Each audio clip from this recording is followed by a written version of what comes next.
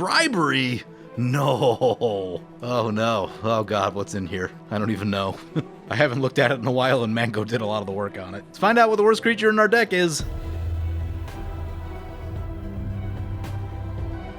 Hey guys, there's two great ways to support the channel. All links are in the description below. Welcome back everyone. Playing some Boros +1/+1 counters today with Aurelia, Exemplar of Justice. Oh, this hand is weird. This thing has card draw on it, right? I mean, it's risky, but I'm going to keep this and pray that we can draw a bunch of cards with this. And then after that, pray that we can get some life gain to offset the amount of life we're going to lose by doing that. Showdown of the Scalds is more card draw, which is actually pretty good. I'm going to play this Wooded Foothills right here just to give this thing a shuffle. I noticed that, like, these are all white lands, so... I guess we can't get a Mistfell Plains anyway with that one. So, yeah, we'll just get a Sacred Foundry tapped. Not paying. The game I tried to start a second ago got bugged when I tried to leave, and now this inactivity timeout message won't go away. Love it. Did it just go away? I think it just went away. There were like 12 of them. It was very strange. Glad we don't have to look at that all game. Counterbalance. Who hurt you?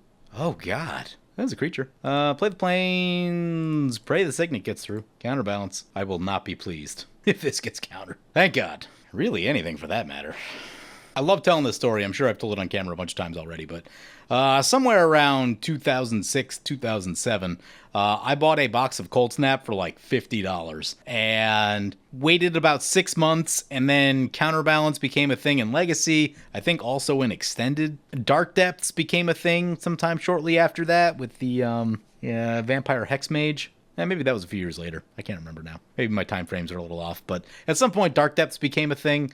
Literally the most profitable box ever. This isn't uncommon, so I got 3 of them, I think, in the box. And sold them all for, I don't know, probably about 10 at the time. Which basically paid for the box. And then there were a few other cool things in there I can't quite recall now, too, that I think I sold. But sold the Dark Depths at some point. I think I got like 30 for that. Anyway, it was very cool. I basically got like, I don't have any of the chase cards, but I have like basically everything else left over from that set. And it's one of the few times that specking has really worked out for me in this game. And not that I intentionally spec'd, just that things kind of naturally happened and it was good. Anyway, pray on this Staff of Completion. Ha! Made it. Nice.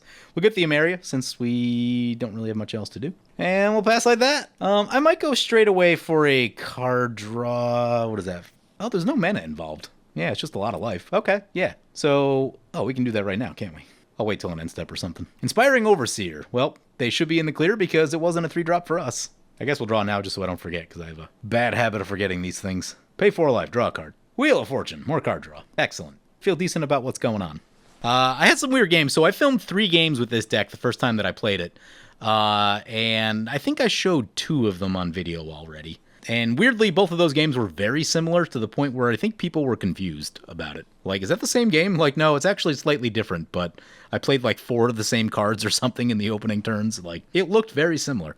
Anyway, this is a Boros +1/+1 counters deck. With Aurelia Exemplar at the helm. There's a few other choices you could make. There was the one partner background, or not, yeah, you could do the background combo. There was a red guy and a white enchantment. I forget the names of now that you could do it with. There's a couple other things I saw, but when I was looking at this deck, I'm just very comfortable with Aurelia Exemplar of Justice. I like what she does, and you may actually get to use the Mentor ability a little bit in this deck, which makes it exciting.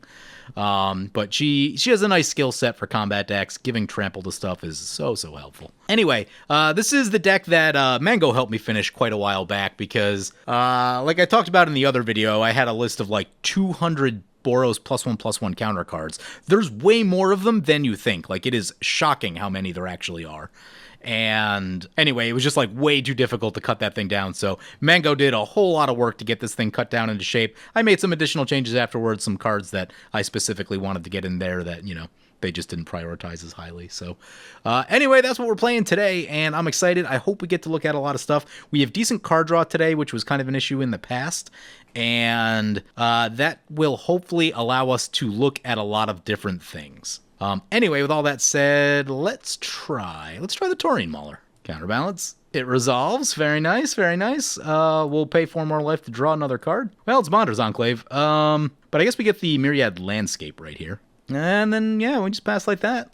Definitely going to need to find lifelink. Staff of Completion is a very interesting card. I haven't got to use it a ton yet. I've seen it a few times here and there. Very excited about it in Ashling. But someone likened it to Sylvan Library, like with the pay 4 life to draw a card, and you know, it's not that far away. It's maybe got a slightly different flavor to it, but the parallels are definitely there. Ugh, Crush Contraband. Counter it. On the other hand, getting this counterbalance out of play will be nice. Nope, they're going down.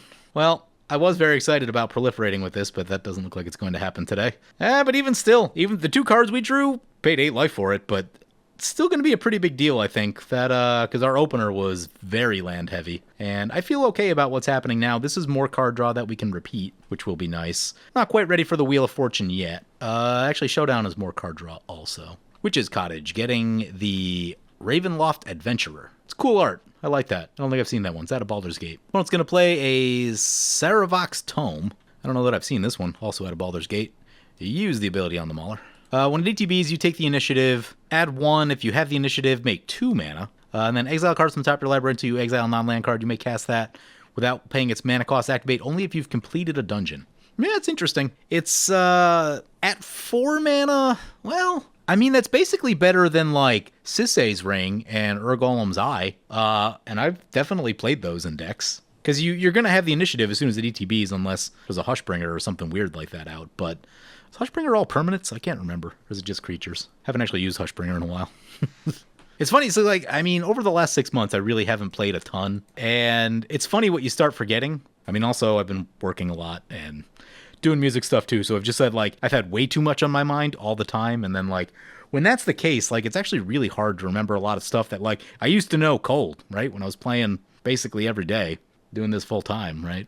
You know every ability on every card, and now I'm like, wait, what does that one do again? Oh, I kind of forget. Or at least I have to, like, check the wording to make sure I'm not, like, forgetting a key element, which typically happens with blue cards whenever I play them. Teferi's Ageless Insight, well, I really don't want to play that wheel now. Notably, opponent got 0 counters with that counterbalance, but I guess it did feed them information. They know what their next card is, and that's still something. Knowing what your next card is like, it's a powerful tool. Allows you to plan much better. Witch King of Angmar. Yeah, we'll take a look at that one in a second. Take a look at through all of our opponents as soon as we get through our turn. Opponent has a free, well, I think they're upset about the counterbalance, but there's a free shot at the initiative right here. So I think I'll be going ahead and taking that. Bastry's Lieutenant is a cool card. Need to get that landscape cracked. Get the Bonder's Enclave in. I think that's going to be the next most important land. Oh, so awkward. Maybe we're waiting on the landscape. Yeah, losing that mana rock kind of hurts. Yeah, we're just I think we're going to wait on the landscape and wait for a turn where it just like, where we can do 2 things, which I don't love. I mean, if we do it now, we can do 2 things. Let's just do it. Crack the landscape. Oh, so awkward. If only that was a turn sooner. We'll get 2 planes with this because we do have an Emeria in play. Up to 4 planes already. It's pretty early into this game. Do want to get that Karn's thingy in at some point too, though. Yep. Unfortunate. Yeah, because I'm not playing the wheel right here. So we'll attack Asgard. They are open, and they have the initiative. Although, I guess we won't be able to block for the initiative, so someone else will get it also. But we take the initiative. Man, if we get, like, a treasure token, that'd be so much better. There's your library for a basic land. Put it in your hand, then shuffle. Okay. You know, we're going to be tight on planes. We better not discard any of them. These are the last 3 basic planes in the deck, and that will give us exactly 7. There's probably a Misfail Plains in here, and there's probably an Alpine Meadow. We don't have Plateau yet either, so there's a teeny bit of wiggle room, but we do not want to discard those planes. In some sense, maybe I should have left them in case we run into like a Sword of the Animist. I don't know. Priest of Ancient Lore. Well, it's got all the ETB card draw going. Well, let's take a look at commanders, by the way. So we are playing Aurelia, Exemplar of Justice, Flying and Mentor. At the beginning of combat on your turn, choose up to 1 target creature you control. Until end of turn, that creature gains 2/0, trample if it's red, vigilance if it's white. Its best mode is usually putting trample on big red things like Taurine Mauler. That's what I like to use it for a lot. Obviously, it can target itself and get both, is the nice thing. But for this deck, we should generally have the biggest creatures on the board most of the time. So Trample makes a lot of sense with that. Let's take a look at what Flintlock is playing. So Flintlock piloting Rasputin, the Oniromancer. 3 mana 4/1 ETBs. Put a dream counter on it for each opponent you have. Each opponent creates a 1/1 red goblin creature token. Tap, remove 1 or more dream counters from it, then add that much colorless mana. Tap it, remove a dream counter from it, create a 2/2 white knight creature token with protection from red. It's a very strange card that I know I've seen it 1 or 2 times in the past. I think they've played it. And they definitely have some like ETB trickery in there. But I'll be honest that like I don't fully understand the deck. It has an ETB ability, and that's cool. It makes a bunch of goblins. I don't know. It's a strange card. Very different than all the cards that they typically print now, which are just like, they sort of spoon feed you the commander, right? You don't really have to put like too much thought into what you're supposed to do with it, so it is nice to see something that makes you scratch your head just a little bit. Witch King of Angmar, being piloted by Asgard Iron. 5 mana, 5/3 flying. Whenever one or more creatures deal combat damage to you, each opponent sacrifices a creature that dealt damage to you this turn. The ring tempts you. Oh god. Discard a card, it gains indestructible until end of turn, tap it. Oh no. That's definitely something you want to hit with some removal, is what you want to happen. Opponent does have a Coffers in play now, by the way. Looks like it's probably still neutral. Looks like it's 1 extra mana. You know, that'll get bigger and bigger as time goes on. And there's some Swiftfoot Boots just to make it awful to try to get rid of that thing. The initiative definitely makes sense with this because it's very hard to attack when this is in play. You're gonna have to lose it. Yeah, they're just gonna path it straight away. Excellent. Not interested. We'll speed up that Coffers a little bit more, though, so it'll probably just be right back next turn. Might have to get our licks in while the shields are down. As much as I want to wreck face with this Taurine Mauler, I've been wrecking face with Taurine Mauler for many, many years. I would like to see some of the other creatures in this deck. I haven't got to use Basri's Lieutenant a ton. I hear all the best. I hear it's very good in the right decks. Would definitely like to see a few more creatures from our deck at some point. Divining Top. Well, it's a good thing we got rid of the counterbalance before that showed up. That'd be a real nightmare. Our final opponent, by the way, is 7 Deadly Sins piloting Grazilaxx. Ithalid Scholar is a 3 mana 3/2. Whenever a creature you control becomes blocked, you may return it to its owner's hand. Whenever one or more creatures you control deal combat damage to a player, draw a card. Yeah, it seems decent. There's some like tricky stuff they were doing with this last time where like you can abuse that return the creature to your hand ability. And it wasn't just like ETBs, it was something else. I can't remember what they were doing. No one wanted to steal the Undercity from us, which is fantastic. I think I'm going to go for the Scry. Scry is always really nice. Not something we have like amazing access to in these colors and in this particular deck. Elixir of Immortality. Activate the top. There's an Johnny Goldmane. Fun card. Can we defend it? Oh, we might be able to. +1 in Vigilance, huh? Oh, yeah. We can definitely defend with the Vigilance. Play Plains. Cast our... We should have 8 mana now, right? 5, 6, 7, 8. Yep. Cast Aurelia. Wait, did we lose the initiative? Oh, someone else has it. I think Flintlock has it. Yeah, Flintlock has it. Okay. I was going to feel bad putting... yeah, I mean, like, would I like to put a little damage onto Asgard because they have that thing coming down? Yeah. But that'd feel pretty bad. So we're going to go over to Flintlock and get the initiative back because should be able to defend pretty well here. I'm actually very excited about this. Do the -1, put a +1/+1 counter on each creature we control, and they gain Vigilance until end of turn. Go to combat, put the thing on Taurine Mauler. It's 15-13 trample. And we'll give Sergeant Flintlock the old boop. The old boop on the snoot. They said on the path, I will fully admit that should have been saved for the Mauler. Yeah, you gotta, like, you can't just leave this thing out there. It will kill you. Like, that's more than a third of your starting life total. In one swoop on a 3-drop, right? We played a single 3-drop. It's one of the most efficient damage dealing creatures imaginable. Its only downside, doesn't have evasion, but Aurelia Exemplar takes care of that for us. What are we doing with this initiative thing here? Oh, are we on the Scry one now? Yeah, let's go Lostwell and Scry 2. Ideally, I'd like to stop drawing lands for a little bit. Oh, yeah. What's this one do? Lifelink is going to be super good. Put the land on the bottom. Put this one on top. Lifelink will just make things get silly. Flintlock says hard punish for bad target assessment, threat assessment. Yeah. Sometimes Taurine Maulers happen. Rasputin coming in. Yep. What's the next mode on this thing? Treasure, go to creature, target player loses 5 life. Yeah, we'll see what it looks like when it gets back to our turn. Funny story, this is protection from multicolor, which means you can't put the counters on it with this. Non-bow. Feel like that came up once in one of the games. Opponents give us a 1/1. That is notable because that 1/1 will get much bigger based on what this deck is doing. Yep. Witch King guy coming back. It's not amazing. Although, the tokens... Does the token give us a way around this? Each opponent sacrifices a creature that dealt combat damage to you this turn. So we only have to sacrifice 1. Yeah, so if the token gets through, although they have a token blocker themselves. Opponent's trying to figure out where all the keywords came from. Keywords, one of my new favorite things over the past 1.5, 2 years or so. Love just loading up the keywords. Bribery! No. Oh no. Oh god, what's in here? I don't even know. I haven't looked at it in a while and Mango did a lot of the work on it. Let's find out what the worst creature in our deck is. It's funny. People stop running Eldrazi as much and then you stop seeing Bribery as much. Because now everything's like small, right? Like, doesn't make as much sense to run a Bribery. It's still not a bad card, but maybe a little slow if you can't find something good. Still strong though, right? Like, you know, if you know an opponent's going to be playing creatures. Sunscorched Regent is a pretty good one.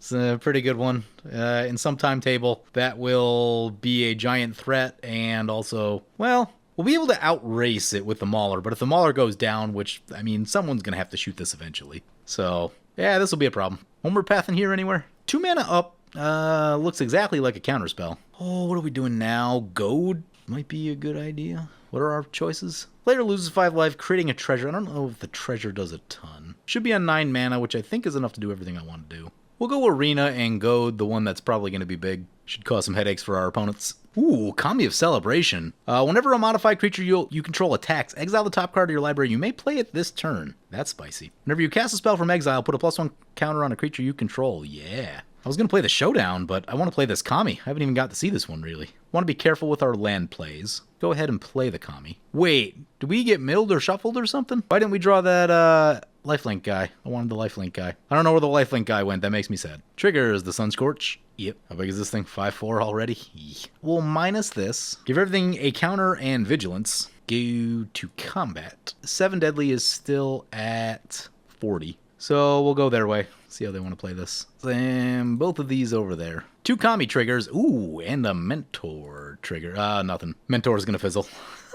The Mauler is much bigger. Excited about these Kami triggers, though. I just haven't got to use it. What'd we get? Oh, somehow a land ended up on top of Truth and Justice and... oh, Battle Priest. Oh, that's... oh, no. Somehow our scry got messed up. I don't know what happened. Oh, this one's so good. Against the mono blue deck. There's a Pongify Mauler going down. Yeah, I mean, that had to happen at some point. Lifelink's still... I mean, Lifelink is still good. But the sword is really good. There's a blue-white deck. Yeah, I mean, the sword hoses 2 decks at the table. It's got to be the sword. Play the sword. On the other hand, because a Mary is almost active, even if the board gets wiped, the sword is the correct play. The Battle Priest is the fun play. I'm going to go for the fun play. This is supposed to be a fun deck. And I'm more interested in using things that I don't get to use very often. Although I haven't used Sword of Truth and Justice a ton, I just don't play it as much. Put a counter on this. Put a counter on this thing. I want to get the tokens big enough to be annoying against this. Opponent said life totals are really low right now, and thank Mauler for that.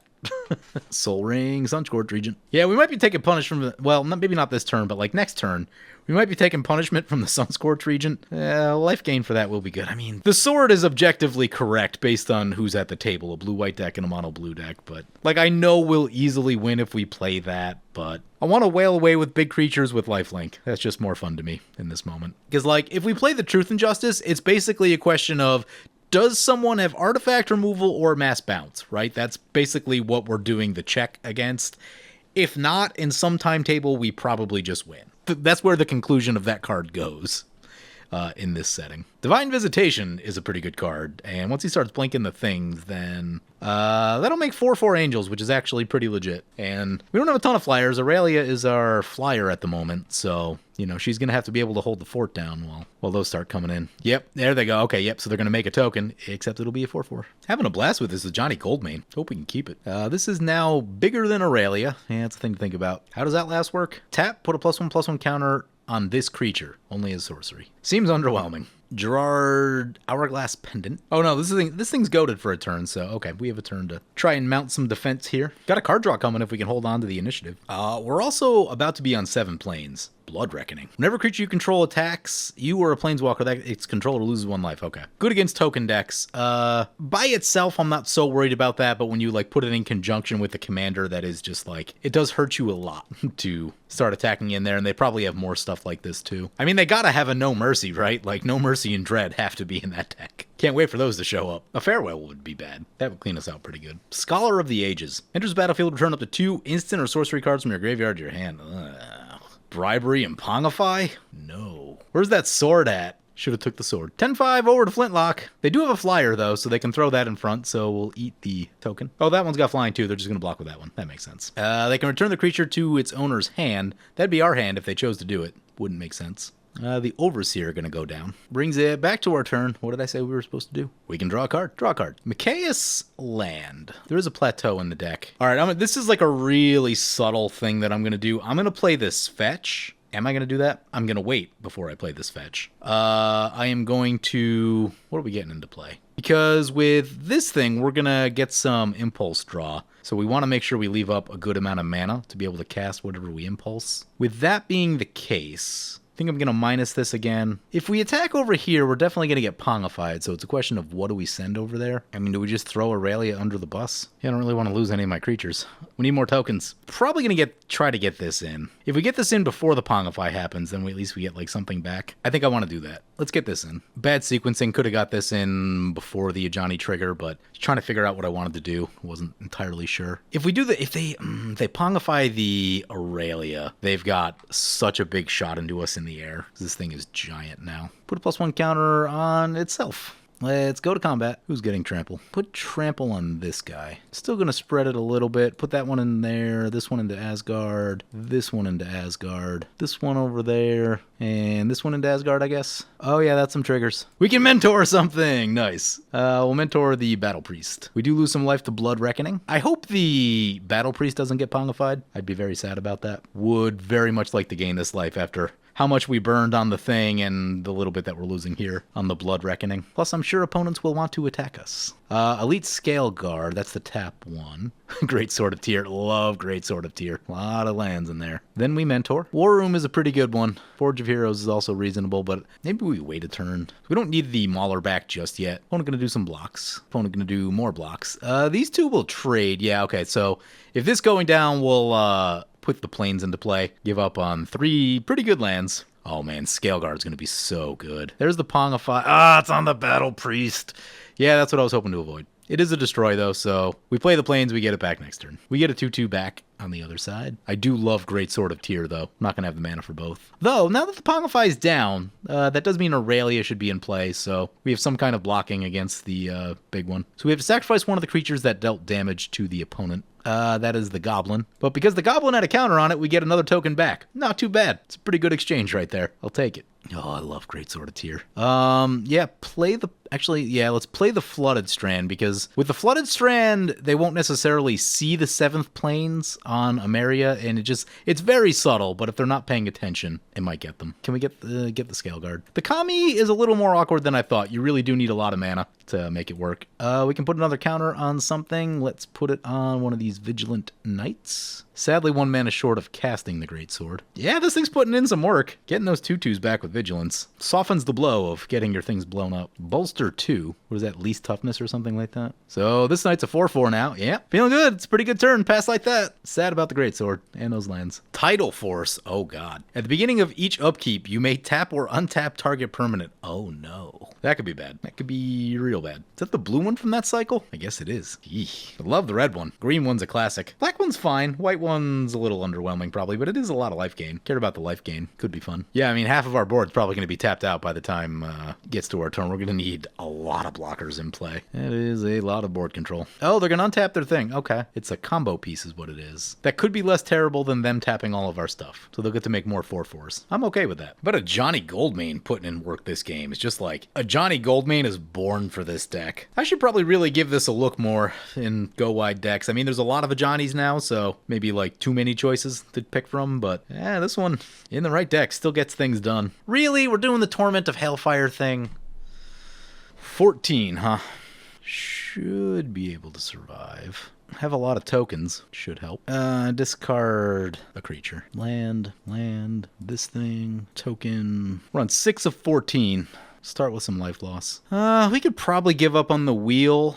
If we have the Kami still in play, like the Kami is card draw, so we don't necessarily need the wheel. But if the Kami goes down for some reason, it's a different story. But trigger 9, do another token. We should be in decent shape. The blue deck is going to survive though, so I do want to be careful about that. We'll give up on the Signet. I don't know that I necessarily want to give people cards back, so I'm going to get rid of the wheel. This is the last one. Down to 8. Flintlock's alive at 3. Everyone survived, but everyone... I mean, we probably got through it the best. Well, Deadly got through it all right too. They had a lot of life that they could just throw at it. Discarded a few things. things.